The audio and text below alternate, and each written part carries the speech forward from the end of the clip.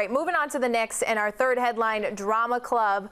There seems to be a new development in the Kristaps Porzingis saga. Apparently, it's Jeff Hornacek he was upset with all along. The head coach reportedly told KP's friend Willie Hernangomez that Porzingis needed to stop playing like a certain word we're not going to say here. And this was why the young star skipped his exit interview, not because of the now replaced Phil Jackson. Now, reports say that Kristaps and Hornacek are on speaking terms now, but this doesn't really sit well with you. Does this ongoing dynamic concern you, especially considering this is who they're building around? Well, look what we have here, Justine. Look at this. I mean, more turmoil for the Knicks. Melo, you don't even have his name in this thing. You know what interests me about this is, okay, now you have Porzingis saying he doesn't like Hornacek. They're not getting along. Let's say Melo leaves wherever he's going. Porzingis is going to be the man. That is a nice thing, but it also means you're the subject of stuff like this.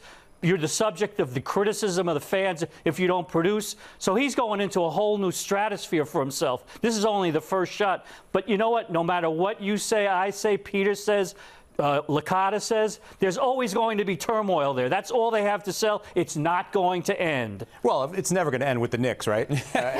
But, you know, Porzingis, it has to concern you somewhat because now, like, it wasn't just Phil Jackson. Everyone, you know, could have agreed that Phil Jackson had to go. But the fact that they're keeping the coach and the coach had this sort of interplay with his best player, you know, essentially called him a wimp for, you know, to not use the word that he actually used. Exactly. Don't do that, by the way. No, but I mean, you have to go. You have to be concerned a little bit because this is a guy you want to build around. So you need that fence to be mended immediately. You know, this is the one thing that the Knicks have done in years that I actually like. I like them standing behind Hornacek, and I don't have a problem with Hornacek calling out Porzingis. If you've watched Porzingis play throughout his career, you know what? You can say he's been a bit soft at times, and that's to clean it up a little bit. And what is this, new? I mean, first of all, this is New York City. Second of all, this is sports. How many times do coaches call out players? What? Because it's Kristaps Porzingis? Everybody's supposed to bow down to him and cater to him like he's some great player? I don't care who you are. If the coach doesn't feel like you're giving max effort and playing the way that you should be playing, he should be allowed to call you out. Well, you know one thing, Licata, the fans are going to side with Porzingis. And they're wrong. And you know what else I'm thinking about? The blues man, the guitar man sitting up in his tower, Jimmy Doley saying,